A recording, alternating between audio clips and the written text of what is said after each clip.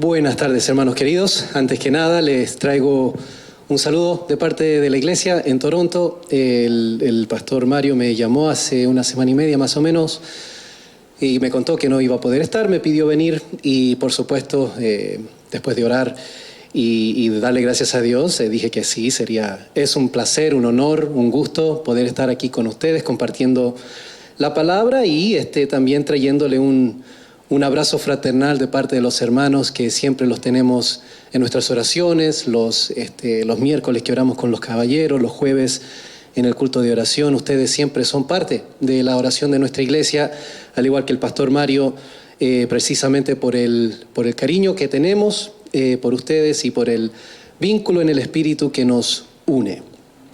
Hoy día vamos a, sin más preámbulos, hermanos, abrir nuestras Biblias en Romanos capítulo 14, por favor. Romanos 14, y voy a leer los versículos del 13 al 19. Romanos 14, del 13 al 19.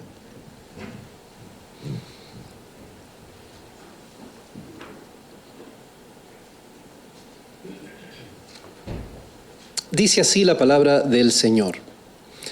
Así que ya no nos juzguemos más los unos a los otros, sino más bien decidid no poner tropiezo o ocasión de caer al hermano.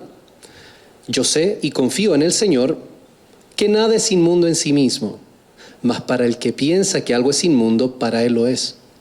Pero si por causa de la comida tu hermano es contristado, ya no andas conforme al amor. No hagas que por la comida tuya se pierda aquel por quien Cristo murió. No sea pues vituperado vuestro bien, porque el reino de Dios no es comida ni bebida, sino justicia, paz y gozo en el Espíritu Santo. Porque el que en esto sirve a Cristo agrada a Dios y es aprobado por los hombres. Así que sigamos lo que contribuye a la paz y a la mutua edificación. Vamos a orar, hermanos. Bendito Señor, te damos las gracias, Padre, por este tiempo que nos das en tu palabra y por tu fidelidad sosteniendo a esta hermana congregación por tantos años, por quien tú sabes, Padre, estamos siempre orando. Gracias por este momento, mi Dios. Ahora te pedimos, Padre, que obres en tu providencia, en tu espíritu, aplicándola a nuestro bien para elevar nuestras almas en adoración a tu santísimo nombre. Te damos las gracias, Señor, en el nombre de Cristo Jesús. Amén. No sé cuántos de ustedes siguen la política, pero hace un par de semanas, creo que fue el 19, se eligió presidente en Argentina. Yo vengo de Chile, así que lo que pasa allá me interesa mucho porque nuestras economías están muy unidas y porque tenemos muchas cosas en común con los hermanos argentinos. Y también porque vengo siguiendo la historia del nuevo presidente de Argentina, Javier Milei, hace bastante tiempo. Él es un hombre que bien conocido, que formó parte de la farándula por mucho tiempo, es un economista muy, muy preparado. Y su elección fue una sorpresa para muchos, porque Argentina no se conoce como un país conservador. Ahora, Javier Milei no es conservador, pero sus posturas lo son hasta cierto punto. Y después de muchos años de decadencia en todo sentido, tristemente, para Argentina, la elección de Javier Milei representa un cambio que se espera sea bastante positivo para la nación. Su agenda propone un retorno a los principios que hicieron de Argentina una potencia mundial casi hace un siglo atrás. Una agenda que podemos catalogar como de línea liberal clásico, con posturas económicas de tendencia un poco más conservadoras. La contraparte a lo que viene diciendo Milei es la agenda que ha estado en pie por varias décadas ya y que llevó a la Argentina al desastre económico, sobre todo en el cual se encuentra. Es la misma agenda, dicho sea de paso, que tiene un país tan rico en petróleo y en recursos naturales como Venezuela, en el pántano de la hiperinflación y la pobreza, tristemente. Y esa agenda es representada por un grupo que se llama el Foro de Sao Paulo, un conjunto de partidos de izquierdas que busca avanzar el socialismo en Latinoamérica. Ahora, yo no les vengo a hablar de política, ¿ya? Pero todo este suceso, ¿ya? Y lo que está pasando allá, me alzó la pregunta en mis tiempos de devoción y de meditación. Los políticos tienen su agenda, ¿verdad? También sigo la política en Estados Unidos y allá lo mismo. Está una agenda encabezada por el presidente Biden, de línea globalista, bien liberal, bien izquierdista.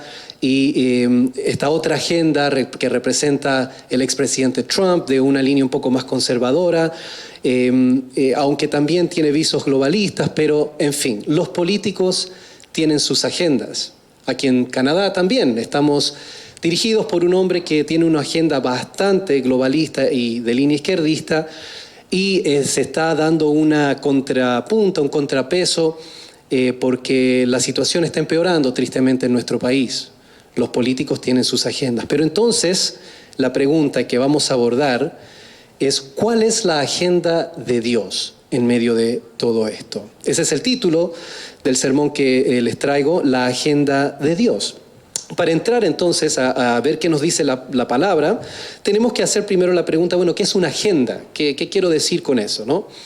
Y cuando hablo de una agenda política, lo que me refiero no solo se trata del objetivo, hacia dónde quieren los políticos, en este caso, llevar al país, sino la metodología, cómo se va a llevar a cabo dicho objetivo. Por ejemplo, en el caso de Javier Milei, su agenda tiene como objetivo la estabilidad económica y la seguridad social del país. Su metodología incluye, por ejemplo, la privatización de ciertas compañías públicas, incluye también un estricto rigor fiscal, en otras palabras, no gastar más plata de la que se tiene, y un serio corto al gasto público mediante el achicamiento del gobierno. ¿Qué quiere decir eso? Simplemente borrar ciertas agendas del gobierno que la verdad lo único que hacen es alimentar a los políticos y no ayuda a la gente. Esa es la metodología. Y entonces, cuando estamos hablando de una agenda, estamos hablando de un plan de gobernanza. Entonces, cuando hacemos la pregunta, ¿cuál es la agenda de Dios? Estamos preguntando, ¿cómo gobierna Dios? ¿Ya? ¿Y cuál es su objetivo? O en términos bíblicos, ¿cómo reina Dios? Porque en la Biblia este tema se aborda mediante lo que muchos consideran que es la metanarrativa o la gran historia que une toda la Biblia, que es el tema del reino de los cielos, ¿ya? Y la Biblia tiene mucho que decir al respecto, así que no nos vamos a explayar mucho, pero por lo menos hay dos puntos importantes sobre los cuales se puede colgar la idea del reino de los cielos en la Biblia. En primer lugar, es la soberanía de Dios. La Biblia entra enseñándonos que Dios está en completo control de absolutamente todo. Ese es el paradigma existencial que define la condición humana, y eso lo encontramos en el Génesis. Génesis capítulo 1, 2 y 3. Y lo que vemos ahí es que Dios no solo crea todas las cosas, sino que crea al hombre, lo dota de una naturaleza específica y le dice los límites de su condición como humano. Y eso se representa en la historia con la prohibición de no comerás del árbol del conocimiento del bien y el mal. Esa prohibición está ahí para decirle al hombre: tú no eres Dios. Tú eres libre de comer todo lo que yo te permito que comas, pero tienes que saber que Dios soy yo y que tienes que obedecerme, y esa es tu condición humana. Eso es lo que quiere decir ser un ser humano, ¿ya? Y entonces la soberanía de Dios también es un atributo de su naturaleza que lo distingue a todo lo demás, toda la creación. Es lo que quiere decir ser Dios. Y estamos en Romanos, y los capítulos 9, 10 y 11 de Romanos, especialmente el capítulo 9, hace hincapié en eso. Si recuerdan un poquito, para hacer contexto, ¿no? Si vamos al capítulo 9 de Romanos, leemos versículos que la verdad son muy difíciles de asimilar muchas veces, ¿no? Pero es lo que dice la Escritura. Por ejemplo, si lo tomamos del versículo 13, ¿ya? Dice: como está escrito, a Jacob amé, mas a Esaú aborrecí. ¿Qué pues diremos? ¿Que hay alguna injusticia en Dios? En ninguna manera. Pues a Moisés dice: tendré misericordia del que yo tenga misericordia y me compadeceré del que yo me compadezca. Así que no depende del que quiere ni del que corre, sino de Dios que tiene misericordia. Después más adelantito dirá, versículo 19, pero me dirás, ¿por qué pues inculpa a Dios? Si no depende del que quiere o del que corre, ¿por qué Dios inculpa?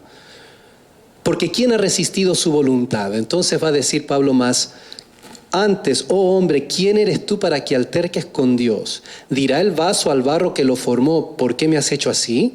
¿O no tiene potestad el alfarero sobre el vaso para hacer de la misma masa un vaso para honra y otro para deshonra? ¿Y qué si Dios, queriendo mostrar su ira y hacer notorio su poder, soportó con mucha paciencia los vasos de ira preparados para destrucción? Y para hacer notorias las riquezas de su gloria, las mostró para con los vasos de misericordia que Él preparó de antemano para gloria. En otras palabras, lo que está diciendo Pablo es, Dios es Dios. Y nosotros como seres humanos no tenemos derecho de cuestionar lo que hace Dios. Pero eso solamente lo tiene como atributo Dios.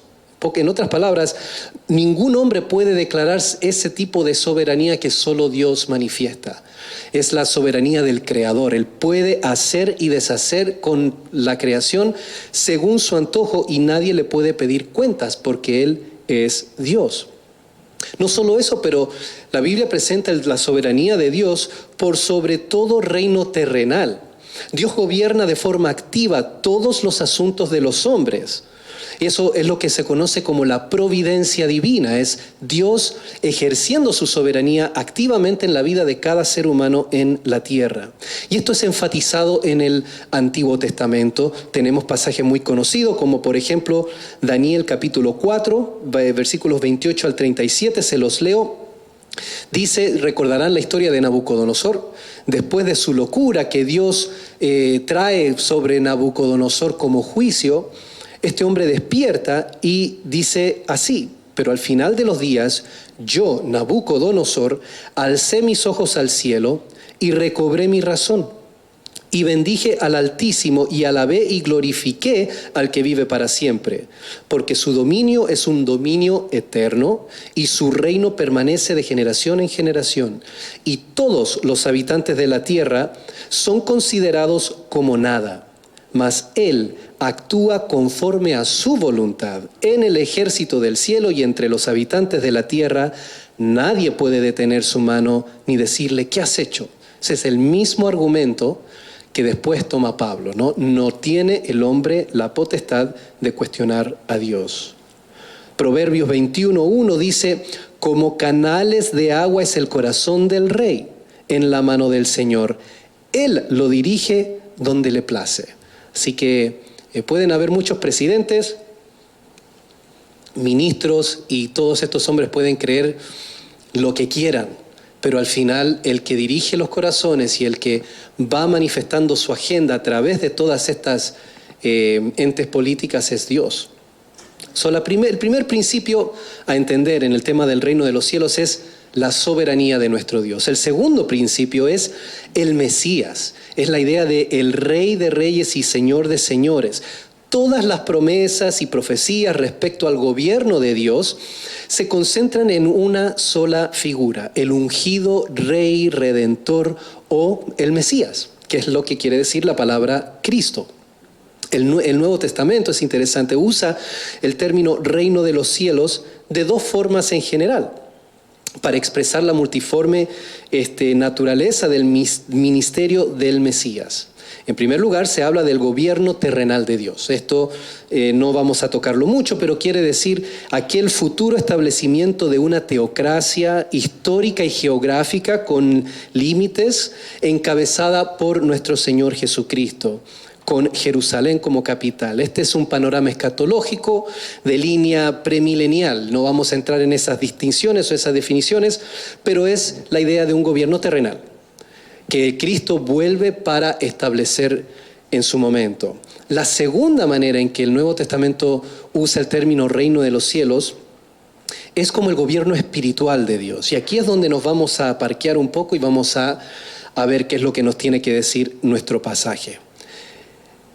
Eso quiere decir el presente señorío de Dios en la tierra, y lo podemos dividir prácticamente en 3 puntos. En primer lugar es la autoridad del Mesías, la autoridad de Cristo, porque Él es quien gobierna por Dios, Él es el escogido de Dios. Entonces, cuando viene Cristo al mundo, empieza a hablar de que arrepentíos porque el reino de los cielos se ha acercado. ¿Qué quiere decir eso? Bueno, en parte lo que quiere decir es la autoridad de Cristo como Rey se ha acercado y se manifestó durante su carrera, durante su ministerio, en su poder sobre el orden de la creación, especialmente su autoridad sobre los demonios, y es un tema un poquito más abstracto, tiene que ver con los milagros. Es Cristo manifestando su autoridad sobre la creación como Dios. Él es el Rey escogido. Es un asunto espiritual y nos lleva a esta realidad de un mundo invisible, ¿verdad? Donde es la guerra cósmica entre Dios y su Cristo y el enemigo del hombre y de Dios, Satanás. Recordamos en Mateo capítulo 12, por ejemplo, que la capacidad de expulsar demonios demostraba que el reino de Dios había llegado. De hecho, aun cuando otros aspectos de un reino, como se entenderían en aquel entonces, como un territorio, una corte, leyes, por ejemplo, no se habían establecido. Sin embargo, el poder de Dios llegó. Juan 18, 36 al 38, recordamos, esa es la pregunta que le hace Pilato a Jesús. ¿Se acuerdan? Así que tú eres un rey. Y Jesús le dice, bueno, tú lo has dicho. Y entonces Jesús va a decir, mi reino no es de este mundo, porque si lo fueran, mis ángeles vendrían y no permitirían que esto me estuviera pasando. Estoy parafraseando, por supuesto. Pero el tema es que la autoridad de Cristo no se origina en este mundo, ni está afiliado con algún reino terrenal o político. Y aquí, ojo, porque en todo este tema de lo que está aconteciendo en el Medio Oriente, hay muchos en la iglesia que dicen, no, pero es que Israel es el pueblo de Dios, etc. Y por eso y ahí hacen su argumento político a un tema que es terrenal. Pero aquí Jesús dice, mi reino no es de este mundo, no está afiliado a un ente político específico de este mundo. Y lo que vamos a aprender, y es lo que vamos en parte a ver en esta tarde, es que el reino de Dios se manifiesta en la iglesia. Ese es el pueblo de Dios, judíos y gentiles unidos en un solo cuerpo en la iglesia. Y ya no tiene esa afiliación como en el Antiguo Testamento con la nación de Israel. Eso obviamente es tema para otro sermón. Autoridad del Mesías. Segundo, la realidad interna. El reino de Dios es algo interno bajo esta dispensación. Es el señorío de Dios manifestado en la transformación de los miembros de su reino. Es la gobernanza de Dios en tu corazón. Es Cristo sentado como Rey en tu vida. Es un aspecto presente y es la forma más común que se usa, el más común de los usos en el Nuevo Testamento. Está relacionado a la salvación, que es algo que vamos a ver. Es el elemento más característico del reino de los cielos. Se trata de la soberanía del Creador manifestada en la obediencia de su pueblo a su voluntad. Y por último, se trata del tema del reino de los cielos como la esfera de los santos, donde se reúnen los miembros del reino. Es el aspecto corporativo, o más bien el aspecto familiar del reino. Es el concepto de ciudadanía. Recuerdan que Pablo va a decir que nuestra ciudadanía no está acá, sino está en los cielos. Se nos va a decir que la iglesia de Cristo es el reino de los cielos establecido acá. Romanos 12, versículos 3 al 8 nos hablan de que la iglesia es un cuerpo y que tiene diferentes miembros, pero una sola cabeza, ¿verdad? Todo eso tiene que ver con este aspecto corporativo y familiar. Y se caracteriza entonces por un énfasis en la unidad y en la santidad. En otras palabras, el reino de los cielos se puede ver en la tierra. ¿Cómo? Bueno, por aquella unidad, aquello que une a todos los cristianos verdaderos, nacidos de nuevos, que profesan a Cristo como Señor y Salvador, y la santidad que caracteriza a esos cristianos y a esas iglesias. No son como el mundo, no celebran las cosas del mundo, no participamos en las cosas del mundo, aunque estamos en el mundo, pero no somos del mundo. Así que todas estas ideas, entonces, son reunidas en el tema del reino de los cielos. En la trama bíblica, Dios es presentado de entrada como el creador. El ser humano le pertenece, lo cual forma la base sobre la cual se define su condición existencial, que es completa obediencia en amor. Así creó Dios al hombre. El hombre rechaza tristemente a su creador y cae en una condición existencial nueva que es de esclavitud al pecado.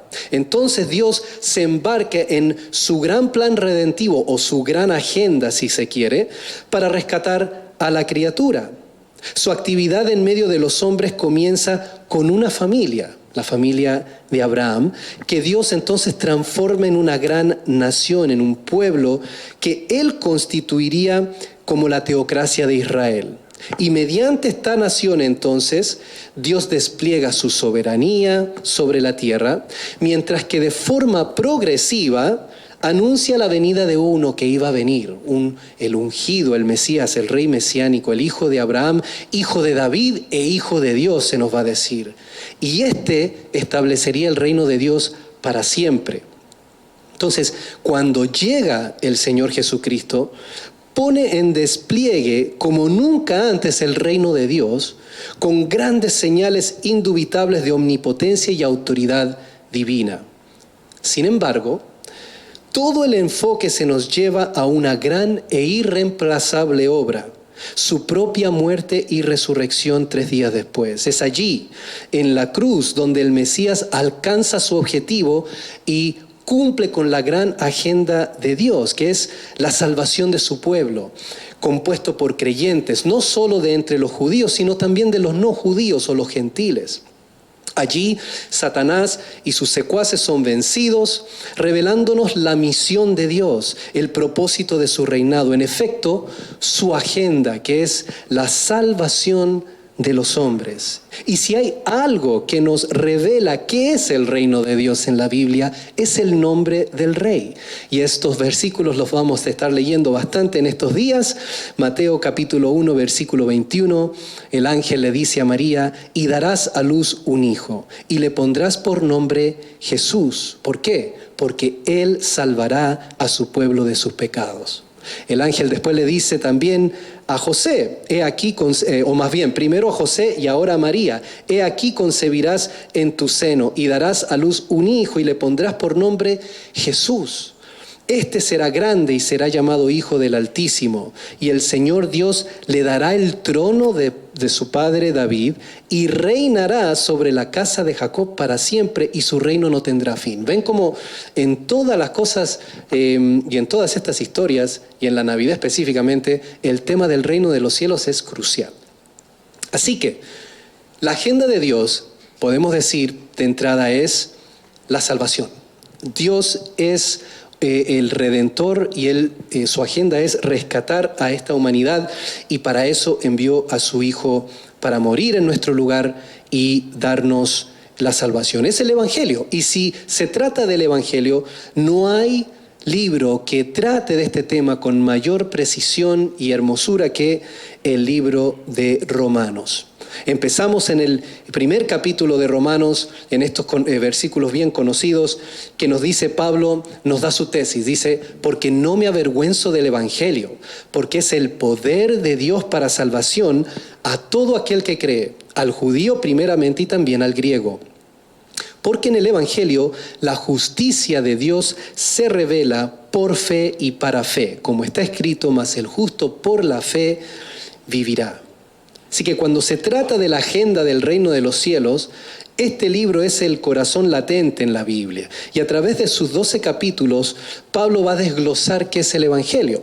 Y ahora, si volvemos al nuestro, solo para anclarnos al pasaje, Pablo va a decir algo importantísimo. Dice: el reino de Dios no es comida ni bebida, vamos a ver qué quiere decir eso, sino justicia, paz y gozo en el Espíritu Santo.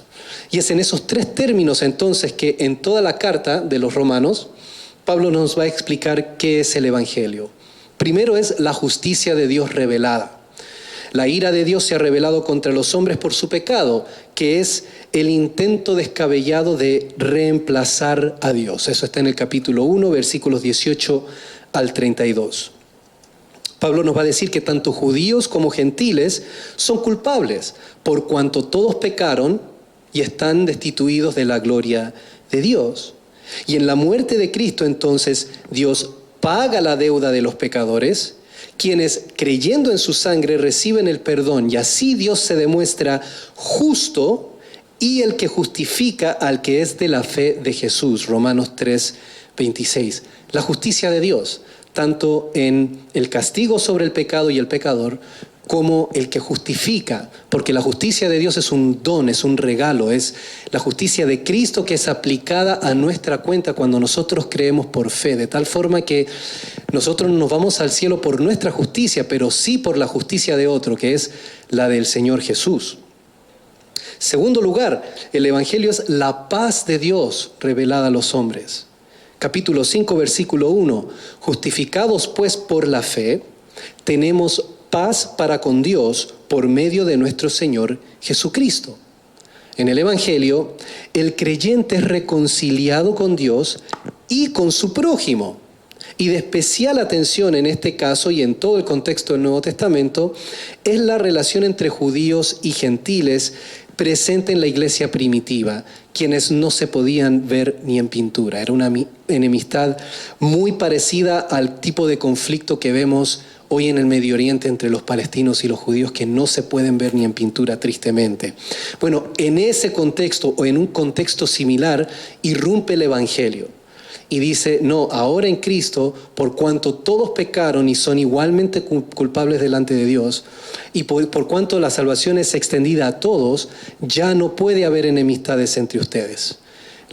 Ese muro de separación ha sido quitado. Y por último, el gozo de Dios es presentado en el Evangelio. Dice entonces Pablo en el capítulo 8, por lo cual estoy seguro que ni la muerte, ni la vida, ni ángeles, ni principados, ni potestades, ni lo presente, ni lo porvenir, ni lo alto, ni lo profundo, ni ninguna otra cosa creada nos podrá separar del amor de Dios que es en Cristo Jesús, Señor nuestro. Ese es uno de los clímax del libro de Romanos. Es un versículo que todos... al cual todos hemos acudido en un momento difícil, donde se nos recuerda que no importa la condición o las circunstancias que estemos pasando, nada ni nadie nos puede separar del amor de Dios en Cristo Jesús. La absoluta seguridad del inconmovible amor de Dios es la fuente de mayor gozo espiritual disponible a los hombres. Ese es el resumen del Evangelio, y esto es lo que Dios nos vino a ofrecer. Es la agenda a la cual Dios quiere que participemos. La agenda de Dios es proporcionarle al hombre el único camino y destino que vale la pena. En Cristo Dios nos ha dado la única esperanza en un mundo arruinado y nos llama a participar en su obra redentora mediante la evangelización hasta su retorno triunfal. No hay esperanza en los políticos contemporáneos, hermanos. Tampoco hay esperanza en la visión de un mundo mejor como pretenden los globalistas. Porque el cambio necesario solamente lo puede efectuar el poder de Dios. Y eso es el Evangelio, el poder de Dios para salvación. Él mismo que acabará con toda agenda alternativa destinada a fracasar. El hombre puede intentar y seguir esmerado en construir un nuevo mundo, un mundo mejor para sí, pero sin Cristo va a fracasar. Sus buenas intenciones van a terminar siendo todas estropeadas. Y la pregunta que debemos hacernos es, ¿somos parte de esa agenda o no? Muchas veces, tristemente, y esto es algo que se ha dado hoy en día y especialmente en Estados Unidos, la iglesia se ha vuelto más activista que evangelista. Más preocupada de tratar de cambiar leyes en su estado, en el gobierno, que de predicar el Evangelio. Y ese es un gran error, porque las leyes pueden cambiar, pero los hombres igual se van a ir al infierno si no conocen el Evangelio. Dios está interesado en salvar almas y su agenda trasciende todas las agendas políticas y va directamente a la gran necesidad de toda persona. Entonces quiero terminar, hermanos, viendo un poco lo que nos dice el pasaje, el capítulo 14, ¿ya? Si hay otra palabra que se puede usar ya para salvación, es libertad. Decir que Dios es por naturaleza el Salvador es decir que es un libertador. Él vino a liberar al hombre del pecado. Mientras que los políticos hacen mucho hincapié en este concepto, su uso en ese contexto dista mucho del concepto bíblico. En efecto, el Evangelio nos libera de la esclavitud del pecado a esclavitud a Cristo. La libertad cristiana es la capacidad y responsabilidad de amar al prójimo en servicio a Dios. Eso quiere decir ser libre. No es hacer lo que a mí se me da la gana o seguir mis propios proyectos. Eso no es libertad, eso es libertinaje. La libertad es la responsabilidad y la capacidad por el Espíritu Santo de amar al prójimo y sacrificarme yo por los demás, siguiendo el ejemplo de nuestro Señor. En este contexto, la libertad se expresa en la actitud que debemos tener en la iglesia frente a los escrúpulos de hermanos hacia ciertas costumbres. ¿Qué estaba pasando? Recordemos, tenemos a judíos y a gentiles. Los judíos, para el judío, tenía que ver con qué leyes y costumbres del Antiguo Testamento ahora en Cristo debo permanecer en mi vida. O sea, ¿qué debo seguir y qué no debo seguir haciendo como judío? Para el gentil tenía que ver con cierta sensibilidad en relación a su paganismo del pasado, ¿ya? Específicamente, por ejemplo, como la práctica de comer carne sacrificada a ídolos. Eso era un tema, era un problema en la iglesia primitiva. Entonces tenemos gente escrupulosa, gente que hay ciertas cosas que sí puedo y que no debo hacer. Y se estaba dando una tensión y una disputa no saludable en la iglesia de Roma, y eso es lo que Pablo entonces en este capítulo busca atender. Y lo primero que nos dice es, versículo 13, así que ya no nos juzguemos más los unos a los otros, sino más bien decidid no poner tropiezo u ocasión de caer al hermano. Entonces, este versículo es la conclusión a todo lo que viene diciendo Pablo antes, ¿verdad? Por eso dice, así que. Y lo que está diciendo prácticamente es simple. Hay un solo juez en la iglesia, Cristo. El pastor no es un juez, los diáconos no son jueces, el líder de varones no es un juez, hay un solo juez. Por lo tanto, el imperativo es bien claro, paren de juzgarse unos a otros. No es el lugar de uno juzgar criado ajeno. Eso es lo que viene diciendo Pablo antes. Deja el juicio a Cristo, porque esa persona, tu hermano, tu hermana, le pertenece a Él. No te sientes en la silla del juez. Interesante, esa palabra decidid no poner tropiezo es la misma que no nos juzguemos. Pablo está haciendo como un jueguito de palabras, ¿ya? Y lo que nos está diciendo entonces es que hay una especie de juicio que es malo y hay otra especie de juicio que es bueno. El juicio malo es cuando es contra la persona. Juzgar al hermano no es correcto. ¿Por qué? Porque no eres el juez y porque esa persona le pertenece a Cristo.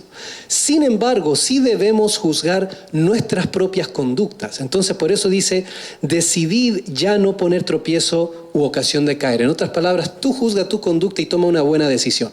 No seas tropiezo para el hermano. Juzgar al hermano es poner un impedimento, una trampa, un anzuelo en su camino. No podemos hacer eso. Pablo va a decir, yo sé que nada es inmundo en sí mismo. Pablo, hablando como judío, expresa una realidad clave. En Cristo somos libres de los elementos rituales de la ley, como las restricciones dietéticas. Recordarán en el capítulo 10 de Hechos que Pedro tiene un sueño, donde él ve bajar del cielo en una especie de sábana varios animales inmundos. Y entonces la voz del cielo le dice, Pedro, mata y come. Y Pedro dice, no, Señor, porque jamás he tocado ese tipo de animales. Como buen judío, habían ciertos animales, ciertas comidas que él no podía consumir. Pero entonces Dios dice, no llames tú inmundo lo que Dios ha limpiado. Y con eso Dios entonces está haciendo un cambio en la administración de su pueblo, donde está diciendo todas esas leyes dietéticas, esas restricciones, están en el pasado. Ahora ustedes pueden comer todo porque Dios ha limpiado todo. Entonces Pablo dice, yo estoy convencido que ya no hay cosas inmundas porque Dios lo santificó todo. En otras palabras, aquellas leyes eran de carácter ritual. Tenían como propósito enseñarle al pueblo la idea de la santidad, de que no podían participar en las costumbres de otros pueblos. Nada más. Una vez que viene el Mesías y que el Evangelio llega y la salvación de los pecados, esas figuras, esas sombras, quedan a un costado. Puedes comer de todo, ¿verdad? El cambio no acontece en la comida. El cambio tampoco acontece en la ley sigue igual. El cambio acontece en la mente renovada, regenerada del creyente por obra del Espíritu Santo. Ahí es donde el cambio viene. Es la enseñanza nueva, la iluminación del Espíritu la que le dice al cristiano, por la palabra, porque está acá, que esas leyes tuvieron su lugar, pero ya no estamos sujetos a la ley. Pablo va a hablar mucho de eso en el libro de Romanos. Sin embargo, con todo y eso, Pablo reconoce que no todos en la iglesia han alcanzado ese grado de entendimiento y convicción. Por lo tanto, la responsabilidad del hermano libre de escrúpulos es respetar al hermano débil en la fe. Entonces Pablo dice, yo sé que puedo comer de todo, pero por amor a la debilidad de mi hermano, por no querer hacerlo tropezar, no voy a comer. ¿Te fijas? Esa es la libertad que ejercita Pablo. Es una libertad en la cual él se limita, no porque tenga algún asunto de conciencia, sino porque es libre precisamente de esas cosas. Va a continuar, Pablo dice, no hagas que por la comida tuya se pierda aquel por quien Cristo murió. Y aquí es serio, lo que está en juego es la devastación espiritual del hermano débil a causa del pecado del hermano, no es el tuyo, es el de él. Esa es la fuente de su debilidad. Pero lo que Pablo está diciendo, no dejes que ese hermano se pierda. Ahora, la pérdida del hermano en este contexto no debe malinterpretarse como perder la salvación, porque Pablo ya dijo que no hay nadie que nos puede separar del amor de Dios. Lo dejó más que claro que por quien Cristo murió es imposible que se pierda. Más bien, lo que se está refiriendo aquí el texto es que el hermano puede perderse en el sentido de andar espiritualmente derrotado, sin poder emanciparse o dejar atrás ciertos pecados del pasado. De eso se trata, es velar por la santidad y la santificación de mi hermano débil. Esto tiene mucho que ver en nuestro contexto y en mi experiencia con personas a quienes recién les estamos dando a conocer el Evangelio. Personas que vienen como todos llegamos al Señor, llenos de pecado, de malos hábitos, malas costumbres, muchas veces de adicciones y cosas peores. Y a esas personas, uno como cristiano debe ser muy sabio de no participar en ninguna cosa que vaya a llevar a este hermano a volver a recaer en sus malos hábitos, sino ser ejemplo de limpieza y de pureza y de santidad. Tengo una historia, me pasó este fin de semana, por eso la tengo en la mente, de un hermano que en su trabajo está tratando con un muchacho que la verdad tiene muchos problemas, ha estado en la cárcel, droga, alcohol y todo tipo de cosas, ¿no? Entonces el hermano está tratando de evangelizar y de darle la ayuda que necesita este hombre. Y este muchacho entonces le dice al hermano, deberíamos ir a tomarnos un café, we should hang out. Le dice en inglés. Y entonces el hermano le dice, mira, te voy a ser honesto, yo soy cristiano y no puedo, porque tú tienes un estilo de vida, no te juzgo, pero yo no puedo participar en absolutamente nada de lo que tú estás haciendo. No, pero sí, no te preocupes, yo te entiendo. O sea, está bien, pero no. Y entonces ahí mismo le presenta la oportunidad. Si yo quisiera estar en ese mundo, nunca hubiera llegado a Cristo. Pero estoy en Cristo y mi vida es diferente y no tengo anhelo de participar en esas cosas. Y le planta la semilla a la persona, porque ahora entonces esa persona va a pensar, bueno, ahí hay alguien que no está haciendo las cosas de las cuales yo quizás quiero salir. Entonces es una buena oportunidad para evangelizar, marcar la diferencia. Por último va a decir Pablo, ser negligente para con el hermano débil es todo lo contrario al camino del amor, ¿verdad? Eso no es andar en amor, es desagradable a Dios y es egoísta y acarrea la desaprobación de la gente. O sea, cuando uno como cristiano cae en esas cosas, nada bien, no resulta nada bueno. Y en vez de ganarnos la aprobación de la gente, que muchas veces hacemos cosas que no debemos para no caerle mal a alguien, en vez de no caerle mal, lo único que hacemos es que esa persona hable mal de uno. ¿Por qué? Porque nos van a decir que somos hipócritas. Dice que vas a la iglesia, dice que lees la Biblia, sin embargo estás haciendo esto.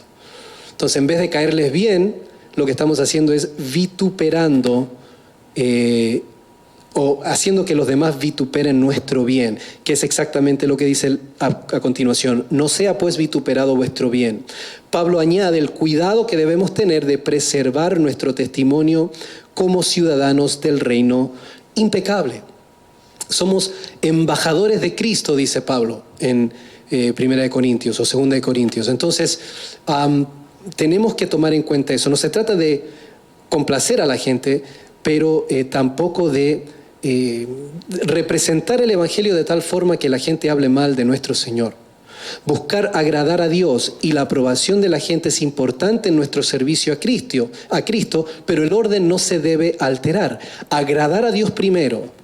Y si agradando a Dios podemos complacer a la gente y buscar su aprobación, entonces bienvenido sea, porque eso lleva gloria a Dios. Evitemos cualquier conducta que manche la reputación de aquel a quien decimos presentar. ¿Por qué? Porque el reino de Dios, entonces, termina Pablo, no es comida ni bebida, sino justicia y paz y gozo en el Espíritu Santo. Este es el corazón teológico de la sección. Es la verdadera espiritualidad, consiste en la correcta aplicación de la verdad en temas primarios. No podemos poner a un costado las cosas espirituales por comida y bebida. Eso es lo que nos está diciendo Pablo. Pablo contrasta dos partes de la vida terrenal, lo más común, que es comer y beber, con realidades fundamentales del Evangelio, la justicia, la paz y el gozo. Entonces, lo que está diciendo Pablo, usemos discernimiento y entendamos qué cosas son las prioridades. Y no arriesguemos lo espiritual en nuestras vidas o en la vida de un hermano débil por algo terrenal, por algo que no tiene ninguna importancia en cuanto al reino de los cielos. También conecta este asunto tan local, ¿verdad? Tan personal del día a día, de que si como o no como en la iglesia, ¿verdad? Con la metanarrativa de la Biblia. Está indicando que esos problemitas que del día a día se corrigen con una mejor apreciación de la cosmovisión bíblica. En otras palabras, cuando tenemos claro las cosas fundamentales del Evangelio y los temas importantes de la Biblia, como el reino de Dios, estas cosas más de orden secundario no van a ser problema. Ni siquiera le vamos a dar 2 minutos de pensar, porque ya vamos a saber exactamente qué es lo que debemos y no debemos hacer. Y como si esto fuera poco, Pablo entonces va a aludir a la naturaleza trina de Dios. O sea, lleva toda esta cosa de simple, de comer y beber, y el contexto es más o menos: tú eres un judío o eres un cristiano y un amigo te invita a comer a su casa, tú vas y bueno, resulta que esta persona ha salido del paganismo, y para esa persona comer ciertos animales o comer carne que ha sido sacrificado a los ídolos es un tremendo problema, pero resulta que esa es la carne que tú llevaste. Entonces, ¿cómo tratas con esa situación? Y lo que dice Pablo entonces es: el reino de los cielos no es la carne. Y si ofende al hermano, bota la carne y coman otra cosa. Así de simple. Conclusión. Va a terminar Pablo: así que procuremos lo que contribuye a la paz y a la edificación mutua. Este simple principio resume para consumo personal la agenda de Dios. Y es hermoso porque vemos que la agenda de Dios se concentra en la iglesia. No en las grandes campañas políticas, no en las grandes demostraciones de activistas, de protestas. No, la agenda de Dios comienza aquí, comienza en la iglesia. ¿Cómo tratas tú a tu hermano? ¿Cómo respetas y velas por la salud espiritual del hermano? Una de las cosas más tristes que tuvimos que pasar hace no mucho fue cuando el gobierno cerró las iglesias por miedo al COVID. Y no voy a meterme en si eso fue bueno o malo, pero el hecho es que las iglesias se cerraron. Y eso es terrible porque es allí donde Dios está obrando. No quiere decir que Dios no puede obrar si las iglesias se cierran, como si hubiese alguna limitación en Dios. Nada que ver.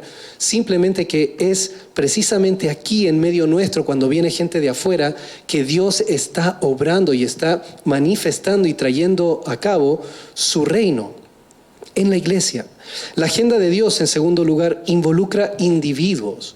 No es un asunto colectivo, es un asunto personal entre tú y el Señor, entre tú y tu hermano, entre tú y tu esposa o esposo, entre tú y tus hijos. Allí es donde se manifiesta la agenda de Dios, cómo Dios gobierna en tu vida. No podemos poner el colectivo por encima de lo individual. Eso es un gran error y sabe Dios que han habido muchos problemas en el mundo cuando ideas colectivistas se apoderan de una sociedad. Y por último, la agenda de Dios se realiza en decisiones cotidianas. Importa, hermanos, lo que hacemos día a día. A veces nos perdemos en la rutina y pensamos que la rutina no tiene importancia, pero eso es un error. La rutina tiene importancia porque es lo que pasas más tiempo haciendo. Entonces, si uno cultiva malos hábitos en su rutina, se va a hacer muy difícil después corregirlos, porque es algo que haces todos los días, como comer y beber. Prestemos atención en los detalles. Y esto va para todos, creo que nadie se escapa de esa exhortación. Todos podemos arreglar ciertas cosas. Nosotros los esposos podemos prestar más atención a lo que nos dicen las esposas, aquellas cosas que nos vienen repitiendo de tiempo: haz esto, no dejes de hacer esto, o no hagas esto otro. Prestemos atención. Es allí donde se manifiesta el reino de Dios. Quiera Dios, hermanos queridos, que tengamos en mente la agenda de nuestro Dios en el diario vivir. Vamos a orar. Bendito Dios y Padre nuestro que estás y reinas en los cielos, en la iglesia, en nuestras vidas y en nuestros hogares. Te damos las gracias, Señor, por permitirnos en esta tarde haber entendido un poquito más de cuáles son tus planes y tu agenda en la tierra. Gracias, Señor, porque en medio nuestro estás tú, porque tú gobiernas en nuestros corazones y porque tú nos has traído, Señor, como iglesia, para tratar de alguna forma, Señor, de andar y vivir en el amor. Y que haciendo eso, Señor, llamar la atención de personas que van de cabeza al infierno, Señor. Tu agenda es la salvación. Ayúdanos, mi Dios, a poder manifestar aquella salvación en el día a día, en nuestros hogares y en todas partes, para traer más almas a los pies de nuestro Salvador. Guárdanos del mal, Señor. Te lo pedimos en el nombre de Cristo Jesús. Amén.